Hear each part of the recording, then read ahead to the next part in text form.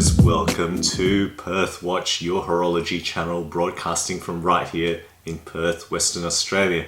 Today I am featuring, yes, another dive watch, or at least a dive style watch. I did say that I'm going to try not to review too many dive watches, and will only try to review pieces which have particular points of interest, and I think this one is of interest. Hopefully you'll agree with that, because it is from Pagani design. Now, Pagani is a brand which has given me quite a lot of joy over the years. It is a budget homage type of brand, but you know, some of the pieces have really pushed the boundaries on what you can fit in for the price. Today's piece is a little bit more expensive than what it has been before, but I think at the same time, hopefully you'll see that it is also a little bit better. You get a bit more for what you pay. Okay, so you know, the packaging is a typical cardboard black box, which they have been coming in quite regularly. So without further ado, let's flip it around and take a closer look at this piece.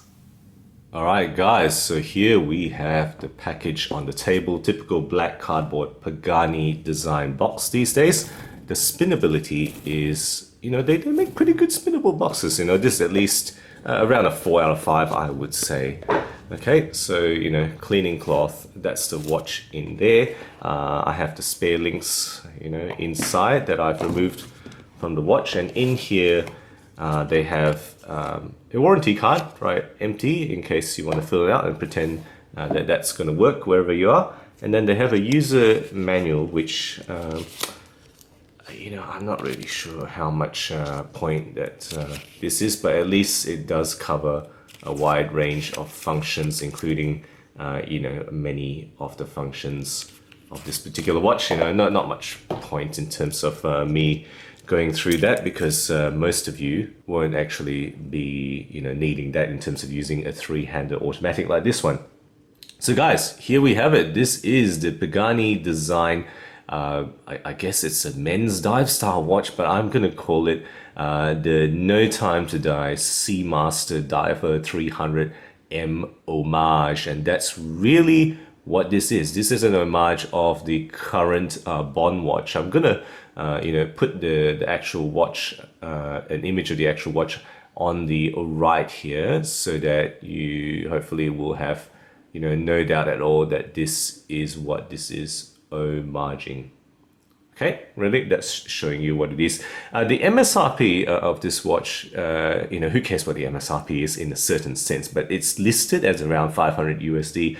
The actual sale price is what you should consider when, you know, talking about these watches, and it's really running at about $130. I'll put coupon codes down the bottom if I can find them, and then Double 11 should be coming up. Apparently, it may go on even bigger sale. First up, of course, I'm going to talk about the movement, and the movement in here is no surprise. It's a Seiko NH35A. I'm going to put all the stats down the left hand of screen here, and you've seen this. In this case, it does have a regulated accuracy that is not bad. It's actually performing at about +8 seconds per day in the week that I've had this running.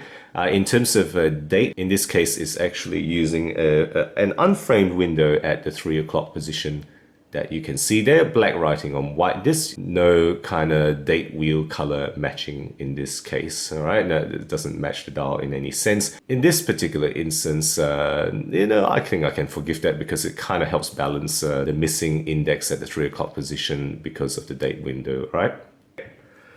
Let's move on to the case. The case here is completely, really taking the dimensions from the real thing, right? It's a 42mm case, 316L steel.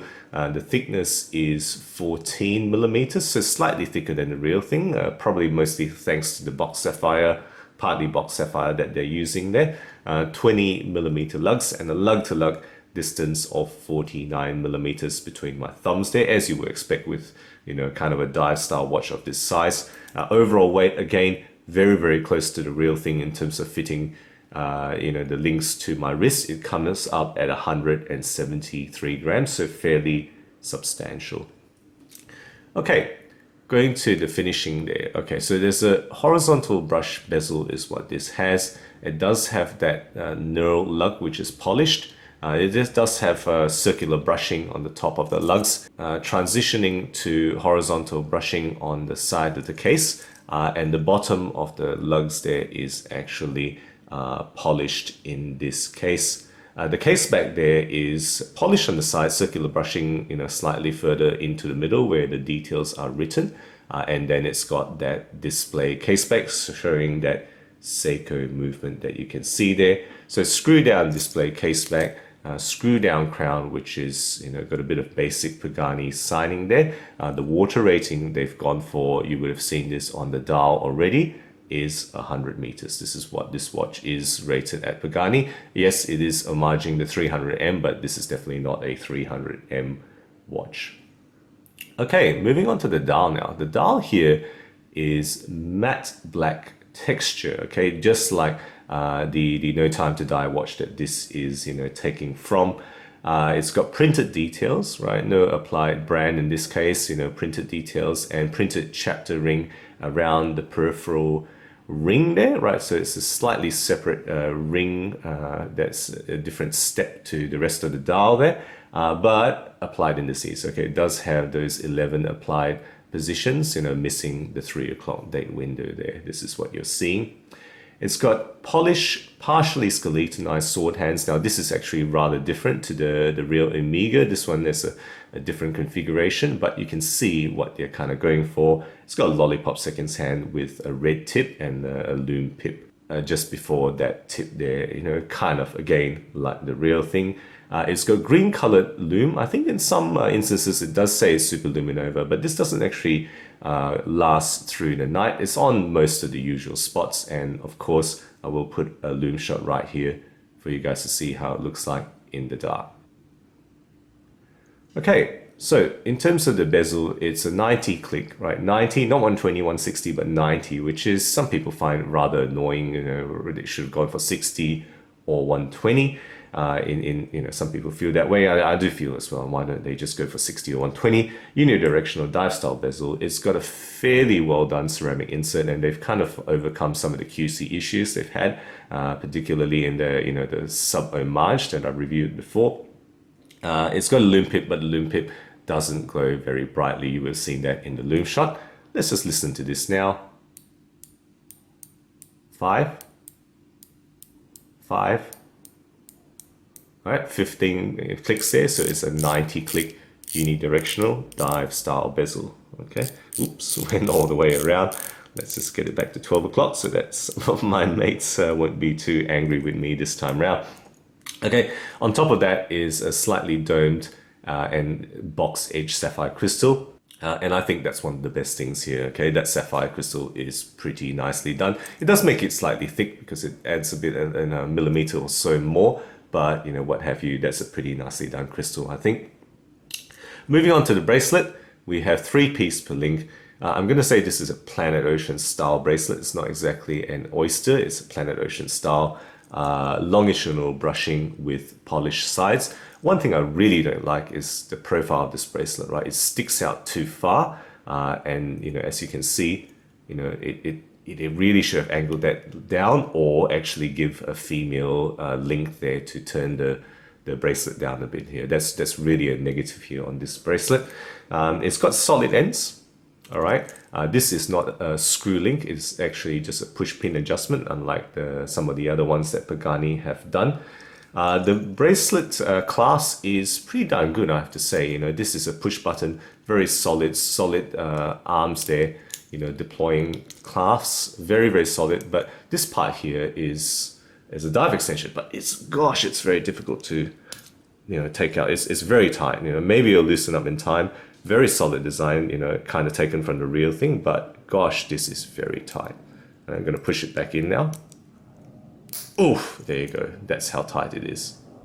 Okay, so that's the entire description. Let's snap it on the wrist for a wrist shot for you guys now. And you can see, and I'm not going to wait to the end, I'm going to say that bracelet, that way that those ends kind of come down and you can see the inside of the link there, that's a shocker. That's probably one of the worst parts of this watch, I reckon. So remember, 42mm diameter, 49mm lug to lug distance, but thanks to that male end link, it sticks out even more, and you can see it kind of doesn't sit fantastically well on the wrist like mine, which is 17 centimeters, 14 millimeters on the thickness there, okay?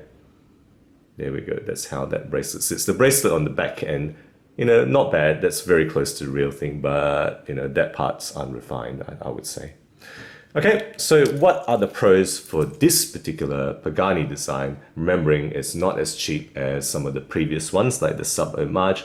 Like, I would say it is solidly built. It's a solidly built Homage, which all the usual Pagani offerings are premium materials, right? It's got tick boxes for many things, including, you know, Japanese movement, ceramic bezel insert, sapphire crystal, which is pretty well done. One of the most solid feeling bracelets for this price point, $130. This is actually a lot of steel here, and I would say yes, it is actually a very solid bracelet for, you know, this level of pricing here. What are the weaknesses? Well, apart from the bracelet, which I've griped about already, I would say the overall finishing is relatively weak and very easy to perceive that there are a lot of imperfections, a lot of waviness, you know, the transitions aren't very sharp. That's very, very easy, very apparent here. You know, I've talked about that bracelet first link, especially bad. 90 click bezel, why do 90? Why not push for 120 or 60? 90 is just annoying. And then the push pin, you know, that's a step back from their previous screw links, and relatively poor fit a lot of times. You know, I've talked about how tight that extension is. This one isn't exactly super refined. There's a bit of, you know, you press it, it doesn't immediately come up. You got to kind of click it open a bit. And then this bezel, right, lots of back play. It's not tight at all. It is actually relatively poorly done, much like their previous watch. I have to say that's really par with their previous watch. And then ultimately, it is of course a very heavy homage of the Omega, and not everyone would like an homage. If you don't like homage watches, don't like watches without original design, you are not gonna like this. You know, and I'm just gonna put it side by side. So, because I've got one of the real current model Seamasters here, right? It's not the No Time to Die one, but it's the one I have, right? You know, if there's any question about what it copies, again, you know, remove all doubt, but I'm just putting it so hopefully you can see, you know, the differences become very, very apparent, you know, even on the camera, let alone on hand. There's no doubt that the real thing, you know, with the master chronometer movement and, you know, that very, very cool bracelet, one of the best bracelets and clasps that they've done, is light years different, right? There is no doubt in anyone's mind in terms of the fit, finish, quality, you know, just the refinement in the real thing is no doubt at all when you hold them side by side, right? Even without it, I can really appreciate that this is not like it side by side. This absolutely no doubt in anyone's mind. I think it's very easy to see. Okay, so there we go, guys. That's my thoughts on this newest Pagani design. Let's flip the camera around now for the wrap up. So there you go, guys, my review of the Pagani design 007 Commander, which really is, you know, a heavy homage of the No Time to Die Seamaster 300M, the new watch that Omega released for this latest Bond movie. Let me know your thoughts on this piece. You know, do you think you're getting more for the $130 or so that this is going for, or do you think the previous models, which were under $100, were giving more bang for buck? Would be interested to know your thoughts, particularly if you've actually already gotten this in hand. You know, let me know your personal experience, and if you have any you know, thoughts or experiences about Pagani design as a brand. Guys, if you enjoy my videos, do consider subscribing. New content every week, always aiming to be objective and unbiased about all things horology. Thank you again for sticking with me, and as always, I'll catch you guys again next time.